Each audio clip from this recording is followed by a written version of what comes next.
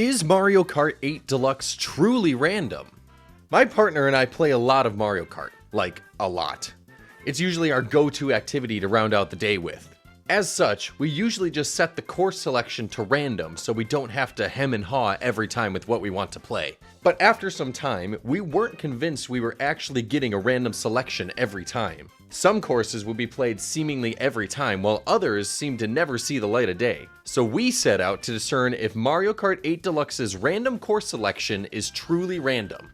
Disclaimer, neither Abby or I are mathematicians or scientists. We made a lot of assumptions on how best to do this. If there is a better way that we should have done this, please let us know. Maybe we'll do this again with your suggestions. Our normal routine for playing usually has Abby playing Daisy and myself playing Luigi. We play Versus mode on 150cc for 6 courses since 4 seems to go too quickly. We also turn off the blooper and lightning in the custom items because those are lame. From there, we recorded each time we got a course using a Google Forms document, which automatically updated a Sheets document that kept a running tally of how many times each of the 96 courses in the game were selected. Now this is where things get a little complicated. When Mario Kart 8 first launched on May 29th, 2014 on everyone's favorite video game console, the Wii U, it had 32 courses included across 8 cups. Eventually, 2 cups were added as DLC on November 13th, 2014, and 2 more on April 23rd, 2015, bringing the final course total to 48.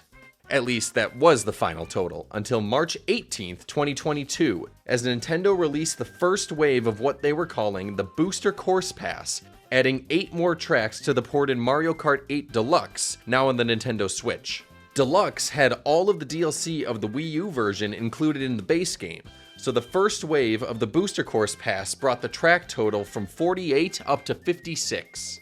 Nintendo continued to release 8 more courses at a time in each Booster Course Pass wave, until the final update on November 9th, 2023, which finally brought the courses total to a whopping 96.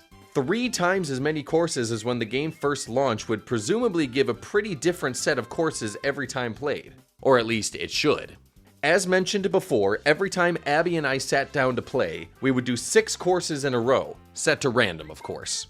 On the first race, all of the 96 courses should have a 1.0416% chance of being selected, being the result of the equation 1 divided by 96 and converted to a percentage. After that, the chance of a course being selected would go up slightly, with the remaining courses having a 1.0526% chance. This chance increases as the game does not repeat courses in the random selection for Versus mode. But that would only be the percentage after all 96 courses were in the game starting on November 9th, 2023.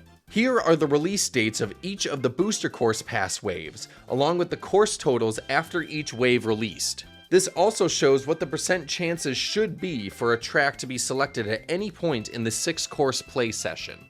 Now, Abby and I started recording data on the 1st of January 2023, meaning the courses up to Wave 3 were in the course selection for the entire year of data collection. Waves 4, 5, and 6 were not available throughout the entire year, and therefore not in the random selection pool the same amount.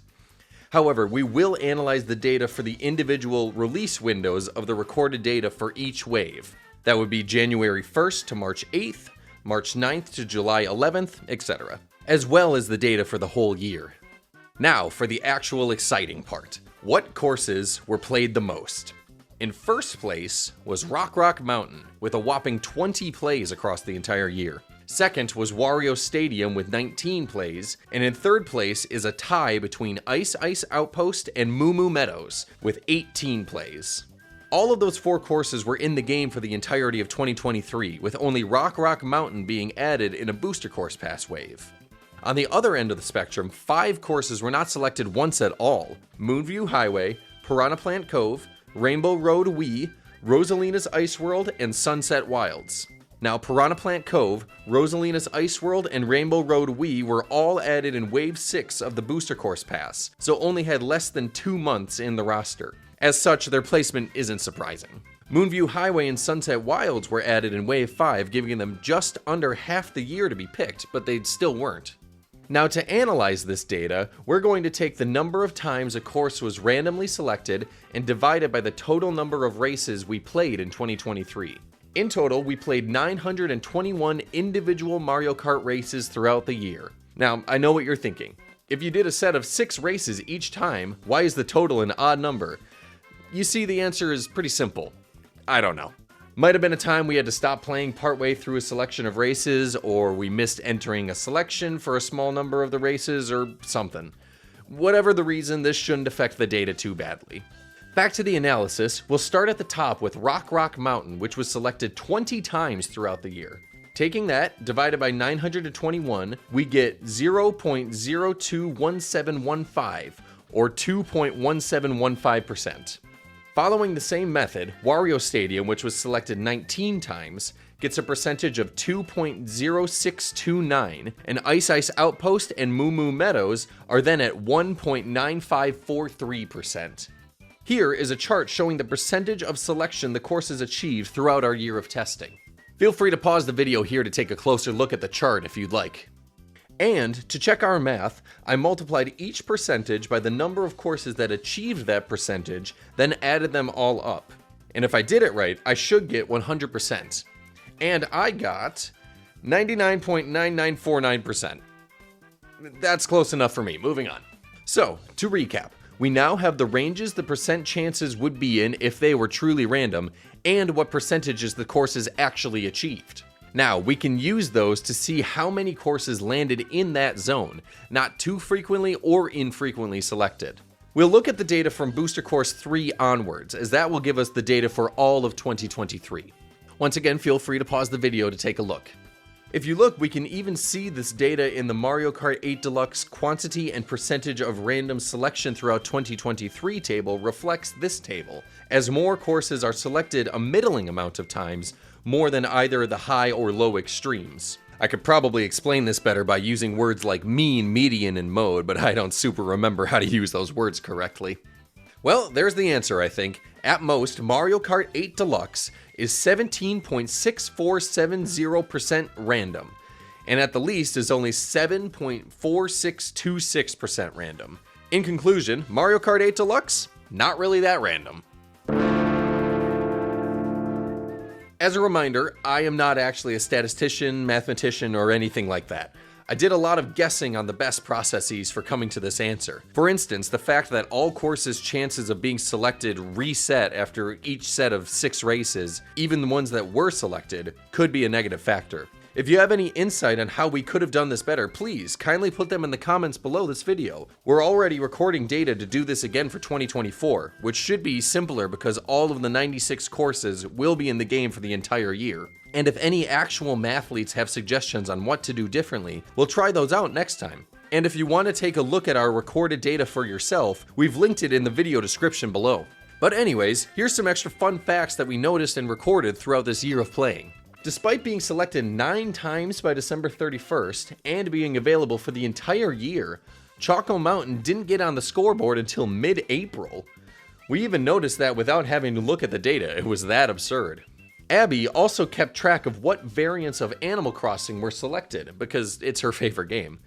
Summer was picked 7 times, Fall came up 3 times, and Spring and Winter only showed up once each.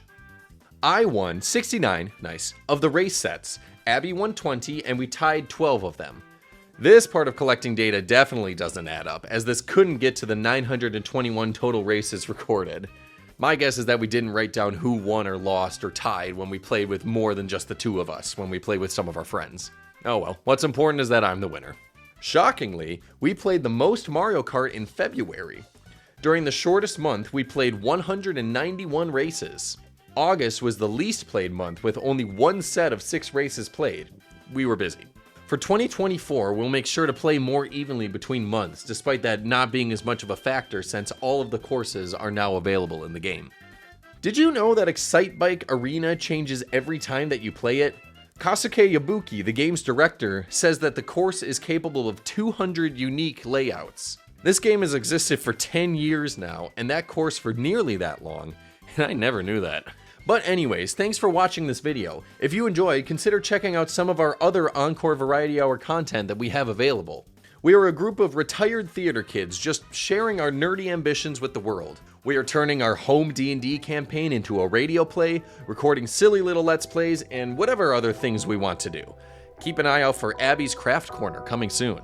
But in any case, thank you so much for watching, and we'll see you soon.